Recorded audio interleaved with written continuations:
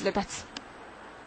საქართველოს ბანკის კორპორატიული აქტივების და დაგროვილი ქონების მართვის კლიენტებს თბილისის საერთაშორისო აეროპორტში ბანკი პრივილეგირებულ მომსახურებას თავაზობს. საქართველოს ბანკმა და TAV Operation Service-მა დღეს აეროპორტში საქართველოს ბანკის პრაიმ კლასის განახლებული გამგზავრების დარბაზი გახსნეს. საერთაშორისო აეროპორტში მოწყობილი სპეციალური ლაუნჯ დარბაზი ბანკის კლიენტებს ამიერიდან ყოველდღიურად მოემსახურება.